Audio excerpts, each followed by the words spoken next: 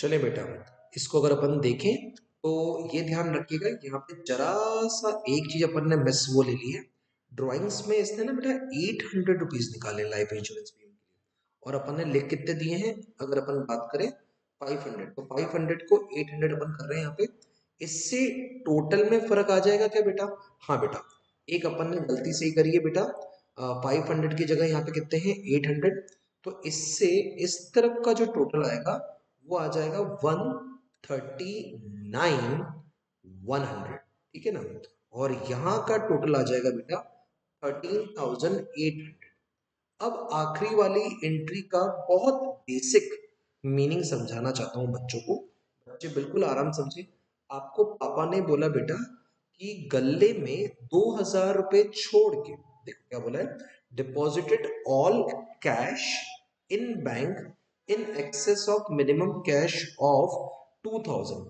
तो पापा ने ये बोला कि गल्ले में 2,000 रुपए छोड़ के बाकी सारा पैसा बैंक में डिपॉजिट कर दो। इसका एक्चुअल मीनिंग, इसका एक्चुअल मीनिंग ये है कि बेटा पापा से पूछना पड़ेगा कि पैसे कितने बचे, तो आपने सारे पॉजिटिव्स प्लस करे, प्लस जो पैसा गया था उसको माइनस करा। तो आपने अपने पापा को बोला पापा 13,800 पड़े, तो पापा ने बोला 2,000 रुपए छोड़ के बाकी पूरे पैसे दैट इज 11,800 बैंक में डाल दो। तो इसका मतलब आपकी बैंक में आपको कितने रुपए डालने हैं? 11,800। बड़ा ध्यान से समझिएगा इस बात को कि पापा ने बोला कि बेटा सारे पॉजिटिव्स प्लस कर लो, सारे नेगेटिव्स माइनस कर लो, उसके अलावा जो पैसा बचा है वो कहाँ डाल देना? सर बैंक में डाल देना। सर ठीक है, मतलब बचा हुआ पैसा हम कहाँ पे डाल देंगे? बैंक में डाल देंगे, और वो पैसा कितना हो जाएगा बेटा? 11,800, ठीक है। 11,800 यहाँ पे आपने कर दिया बाय बैंक। और अब अगर आप हिसाब किताब लगाओगे, यहाँ की टोटल और यहाँ की टोटल माइनस करोगे, तो आपको कैश का जो बैलेंस निकलेगा, सर बैलेंस कैसे निकलेगा? इस पूरे में से अगर ये सब माइनस कर दोगे तो कैश का बैलेंस 2,000। उम्मीद करता हूं बच्चों ये क्वेश्चन आप मेरे साथ कर रहे होंगे, मेरे से पहले मेरी गलती पकड़ ली होगी, और अब इसको आप रेक्टिफाई करके इस पूरे क्वेश्चन का एक अच्छे से स्क्रीनशॉट ले लेंगे। तो अगर आपने स्क्रीनशॉट ले लिया तो ये क्वेश्चन कैश बुक की स्टार्टिंग था, एक अपन ने ले ली। अब अपन जाते हैं टू कॉलम कैश बुक में। अगर स्क्रीनशॉट ले लिया हो तो नए फॉर्मेट की तरफ सिस्टमेटिक चलेंगे। क्वेश्चन देख लो अच्छे से बेटा।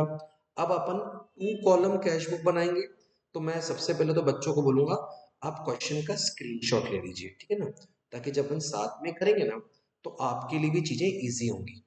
सब बच्चों ने क्या टू कॉलम कैश बुक का ये स्क्रीनशॉट ले लिया है? अगर हाँ तो अपन आगे बढ़ते हैं, ठीक है। तो अब अगर इसमें अपन लेके चले और आराम से लेके चले, तो इसके लिए आपको ये देखना पड़ेगा कि यहाँ पे आप कैश और बैंक दोनों से आपके कैश आता और जाता है, तो आप कैश और बैंक के लिए साथ में एंट्रियां करते हो, क्योंकि देखो ना बेटा आजकल का नया धंधा ऑनलाइन वाला हो गया है, तो बहुत सारा पेमेंट काय में आता है, खुद ही बताओ सर, मैक्सिमम पेमेंट ऑनलाइन आ जाता है। तो अपन कैश अलग बनाए बैंक का ऐसा बंद करके, तो अपन इन दोनों को साथ में डेट पर्टिकुलर्स, यहाँ पे रहता है डेट पर्टिकुलर्स, कैश के लिए डेबिट, और फिर यहाँ पे अगेन डेट पर्टिकुलर्स डेबिट और, ठीक है क्या बेटा? सर ठीक है, समझने की कोशिश करते हैं अपन चीजों को, और उन चीजों के साथ ही अपन आगे लेके चलेंगे आगे की बात को।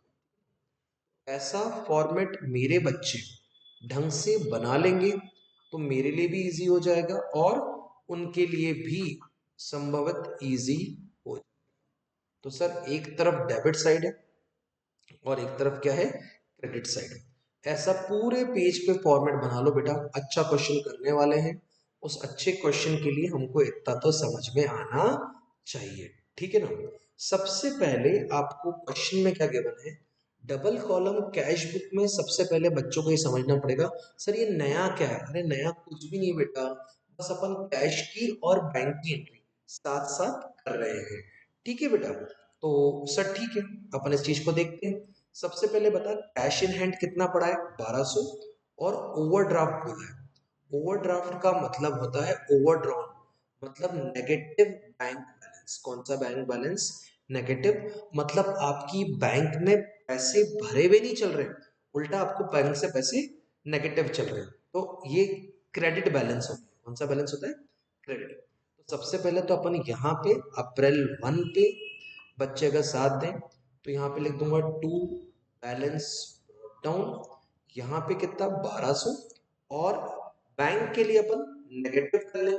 बैंक के लिए बैलेंस क्या कर लेंगे अपन, अगर बोलो तो उस तरफ लिखेंगे। ठीक है, तो 1200।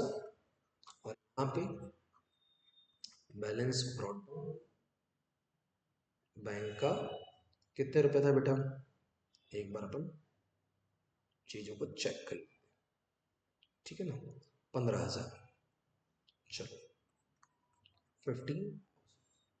अब देखते हैं कि आगे का क्वेश्चन क्या बोलता है अपन सबके साथ। अगर आपको भी सब कुछ दिख रहा हो तो अगला है capital introduce 20,000, out of which 16,000 is by cheque and is deposited into bank. तो इसका मतलब क्या? कैपिटल बिजनेस में डाली गई, कितने रुपए? 16,000, और वो चेक बैंक में डाल दिया गया है। मतलब टोटल कैपिटल आपके पास आई है 20,000 रुपए। ठीक है बेटा, उसमें से 4,000 रुपए अगर अपन बात करें तो 4,000 रुपए कैश में है, और बाकी 16,000 रुपए का बैंक में आपने पैसे डाले। ठीक है, नेक्स्ट क्या है? Purchase goods from Shyam trader 3,000 less trade discount 200 against cheque. मतलब आपने माल परचेज करा है तो 3,000 माइनस कितना हो गया बेटा? 200। तो यहाँ पे आ जाएगा 2,800। आपकी बैंक में से पैसा कम हो जाएगा क्योंकि आपने माल परचेज किया है। तो पैसा आता है तो डेबिट, आता है तो क्रेडिट। पैसा आएगा तो डेबिट और जाएगा तो क्रेडिट। सर ठीक है। Goods purchased for cash 4,000। तो आपने माल खरीदा लेकिन कैश में खरीदा। कॉलम पे ध्यान रखिएगा बेटा कि आपने चेक के थ्रू खरीदा है कि बैंक के थ्रू खरीदा है। क्या सर इससे फर्क पड़ता है? बिल्कुल फर्क पड़ता है, ध्यान दीजिएगा, है ना बेटा। आपको बोल के रखा है sold goods to Mohan on credit. इसकी कैश बुक में कोई नहीं एंट्री होगी, नो एंट्री, क्योंकि माल उधार पे खरीदा या बेचा गया। तो बच्चों को ये बात समझना बहुत ज्यादा जरूरी होती है। क्रेडिट ट्रांजैक्शंस की यहाँ पे लिखेंगे बच्चे, क्रेडिट ट्रांजैक्शन की कैश बुक में एंट्री, क्रेडिट ट्रांजैक्शन की कैश बुक में नो एंट्री होती है। इसकी एंट्री आप चाहें तो जर्नल में अलग से कर सकते हैं, क्योंकि आपने माल उधार पे लिया। अगर आपने माल उधार पे लिया तो कैश बुक को तो कोई फर्क नहीं पड़ा, क्योंकि कैश बुक को कोई फर्क नहीं पड़ा, इसीलिए इसकी क्या होगी बेटा? No entry. सर ठीक है, कोई इशू नहीं है। आगे की बात करेंगे बेटा अपने पास। तो सर अपने पास अगर थोड़ा सा को देखें तो क्वेश्चन ये बोलता है आपको receive cheque 2450 after allowing a discount of 50। देखो, ये जो 50 है इसकी जेपी मतलब जर्नल प्रॉपर में एंट्री होगी। आपको तो ये चेक करना है कि चेक आया है किसका? राकेश का। कब आया है? 6 तारीख को। लेकिन ये चेक बैंक में गया है 10 तारीख को। तो ये दोनों ही एंट्रियां आपके लिए समझना बहुत जरूरी हो जाती हैं कि सर हमारे लिए हमारी कैश बुक 6 तारीख को बढ़ेगी कि 10 तारीख को बढ़ेगी। तो बच्चे को ये समझना पड़ेगा कि सर आपका 6 तारीख को जब चेक आया था तो अप्रैल 6 को बैंक नहीं बढ़ी थी, वो चेक आपके हाथ में आया था। तो उसकी जो एंट्री होती है वो होती है cheques in hand account debit to Rakesh. मतलब कैश बुक में इस चीज की अप्रैल 6 की नो एंट्री रहेगी। सर नो एंट्री क्यों रहेगी? क्योंकि इस दिन आपकी बैंक नहीं बढ़ी। आपकी बैंक कब बढ़ी? आपकी बैंक बढ़ी है बेटा अप्रैल 10 को, जब आपने ये चेक बैंक में डाल दिया है। तो 10 तारीख की एंट्री होगी, 6 तारीख की एंट्री नहीं होगी।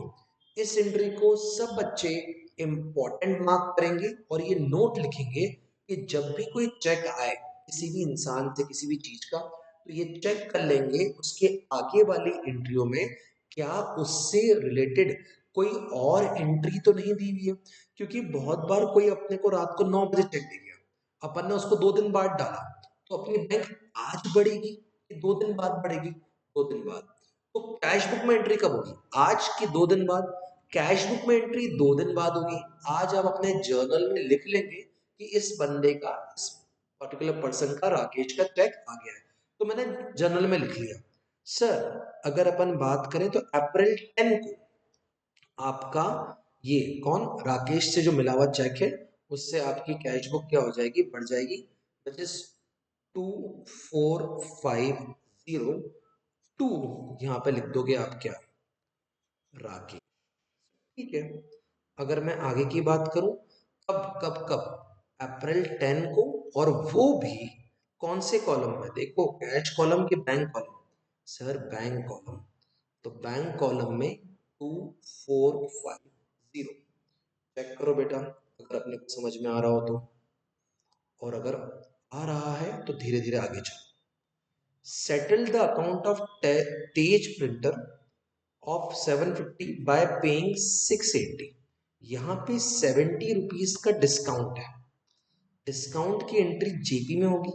जर्नल प्रॉपर में कैसे एंट्रियां होती है मैं आपको अलग से सिखाऊंगा आगे आने वाले कैश बुक के क्वेश्चन। अभी आपके जेब से पैसा कितना गया बच्चों से मैं पूछूं तो? 750 गया कि 680 गया? सर अपने को तेज प्रिंटर्स को देने कितने थे? 750। सर ठीक है, अपन ने दिए कितने? 680। तो अभी हमारे घर से जो पैसा गया है वो कितना गया है? वो गया है 680, वो भी कैश में। ध्यान रखना, अपने को कैश और बैंक कॉलम पे भी नजर रखनी है। तो बाय तेज प्रिंटर। सर ठीक है, कूल क्या यहाँ तक बच्चों को? पहले यहाँ तक का पूरा क्वेश्चन देख लो।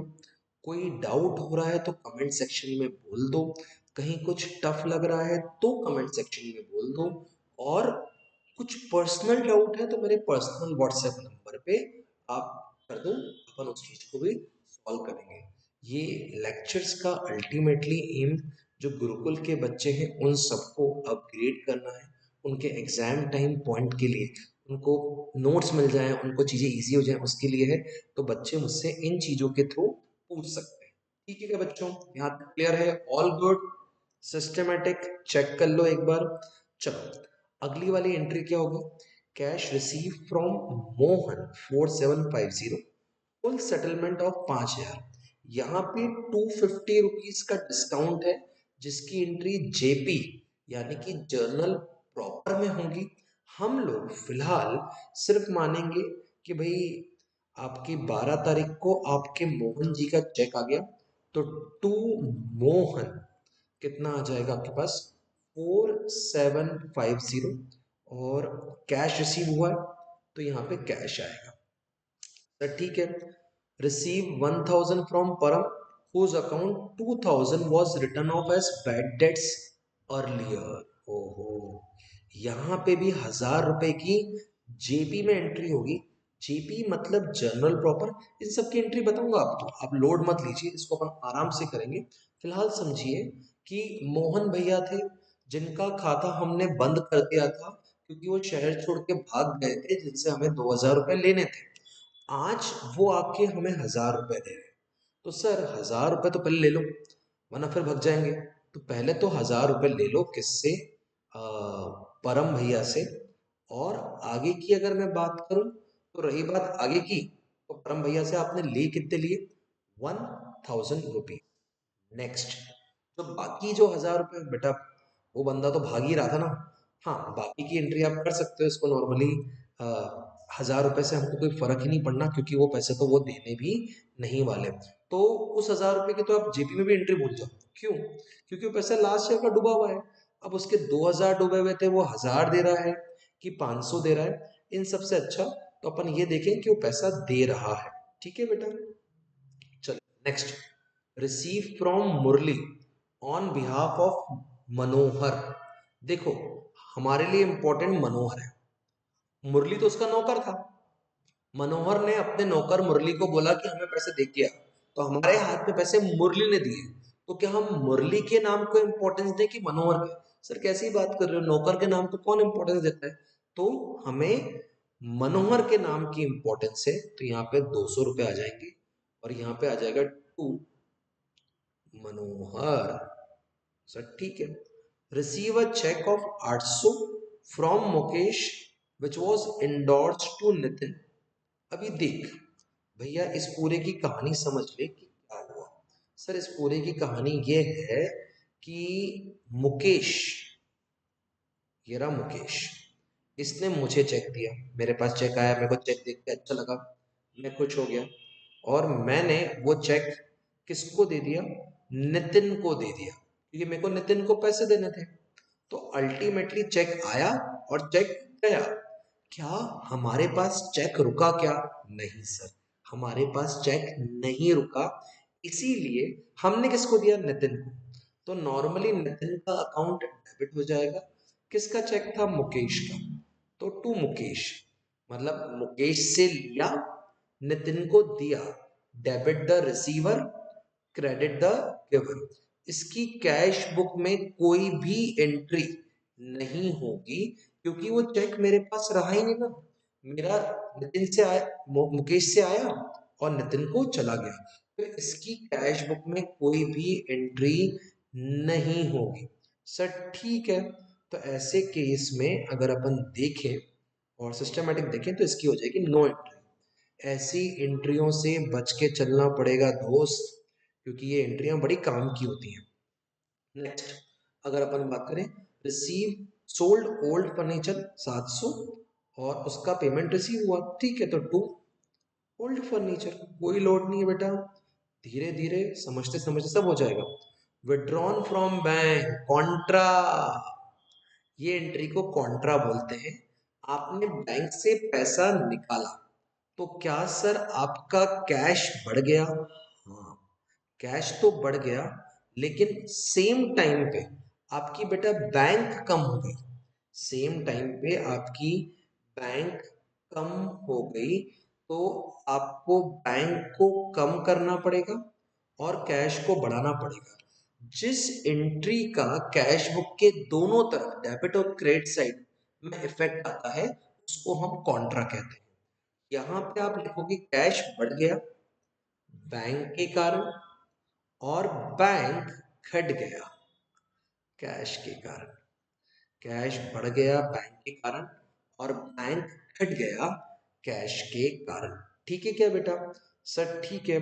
कॉन्ट्रा एंट्री का मतलब ही क्या होता था, समझ लें क्या बेटा?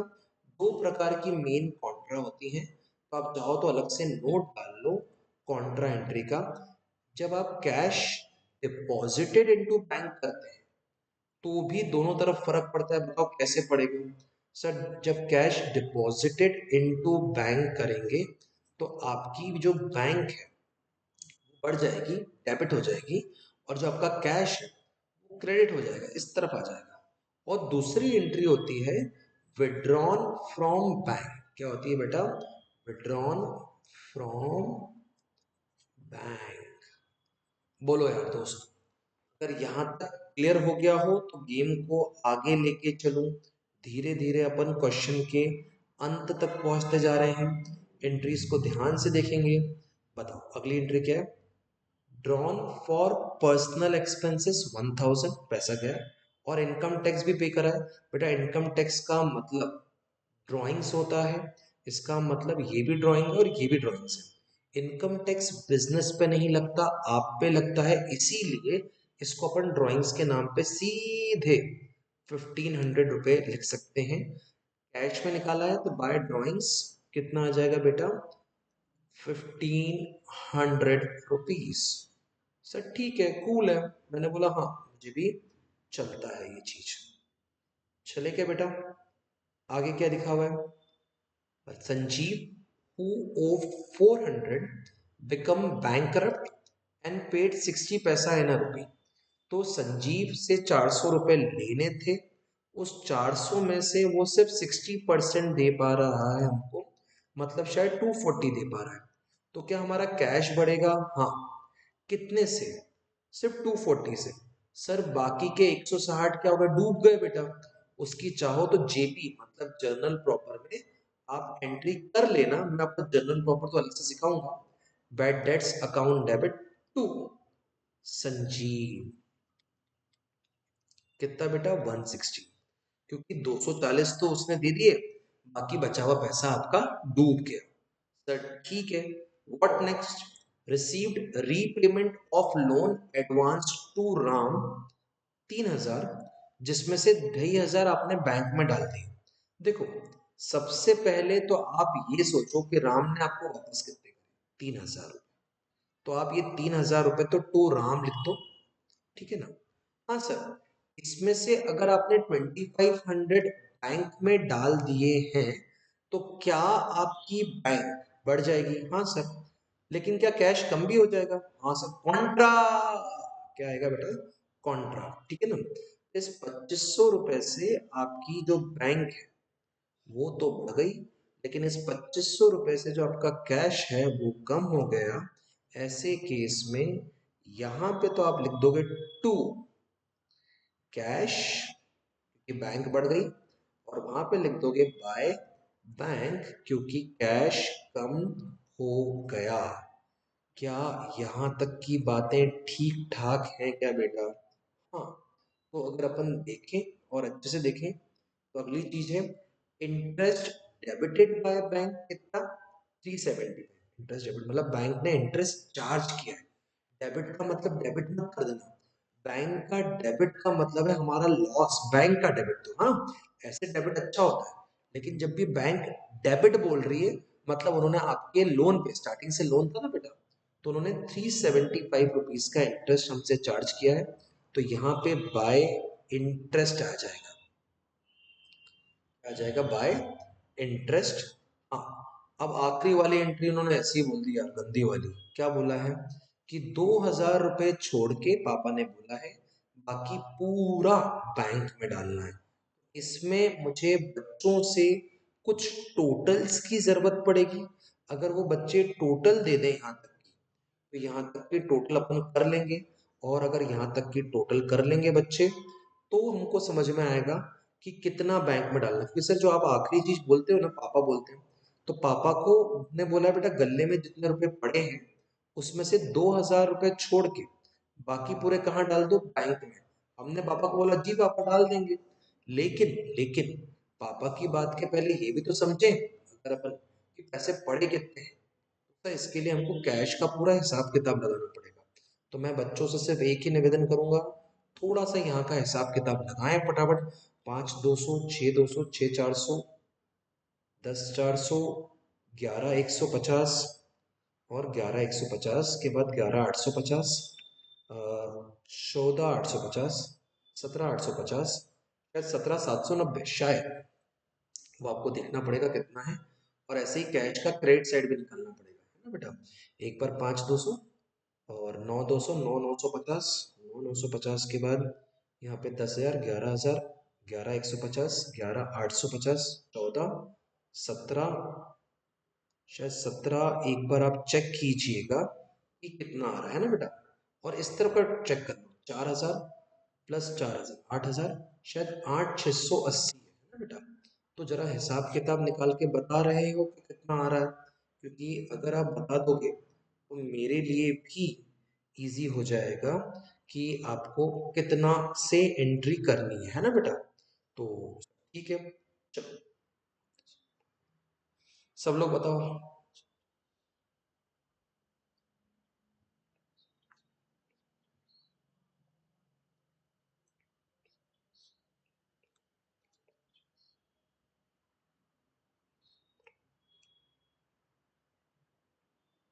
चलेगा, यहाँ पे थोड़ा सही करेंगे बेटा इसके कैलकुलेशन को, एक बार चेक करो।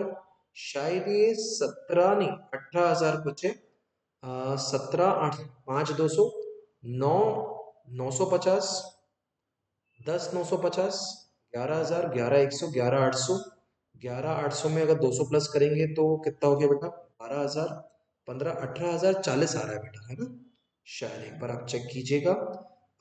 18,000 आपका 40 या 90 रुपए आएंगे, एक बार अगर आप चेक करेंगे तो 18,090 रुपीज। ठीक है, यहाँ पे जीरो, एक, और यहाँ पे 10 में से 6 गए तो कितने बचे? 4। ठीक है ना? और अल्टीमेटली सर कितना बच गया आपके पास? अगर अपन लेके चलेंगे तो यहाँ पे 10 में से 6 गए 4, 17 में 60 9,410। सो 9,410 ये अमाउंट बचा है आपके पास। पापा ने बोला है इसमें से 2,000 रुपए क्या करना है, यहाँ से रखने हैं अपने पास, बाकी 7,410 रुपए की कॉन्ट्रा एंट्री, है ना बेटा? तो इसको एक बार चेक कर लो, समझ लो। अगर अपन 7,410 की कॉन्ट्रा एंट्री करेंगे, मतलब बैंक में पैसा डाल देंगे, तो इससे हमारी बैंक क्या होगी बेटा? बढ़ जाएगी। और कैश क्या होगा? कम हो जाएगा। तो बैंक बढ़ जाएगी, कैश कम हो जाएगा। तो to cash contra by bank again contra. ठीक है बेटा? और जब यहां से बैलेंस निकालना पड़ेगा कैश का, तो कैश का तो बैलेंस 2,000 रुपये आएगा। बैंक का बैलेंस आपको दिया निकालने के लिए, तो इसको निकालो अच्छे से। और फिर हम मिलते हैं, एक बार स्क्रीनशॉट ले लो। बैंक के बैलेंस की कैलकुलेशन आप लोग करेंगे दोस्तों, अच्छे से करें। ठीक है क्या? अगर ये चीज अच्छे से देख लो, पूरे क्वेश्चन का स्क्रीनशॉट ले लो, हमें रही प्यार के। फिर मिलेंगे चलते चलते, कभी अलविदा ना कहना।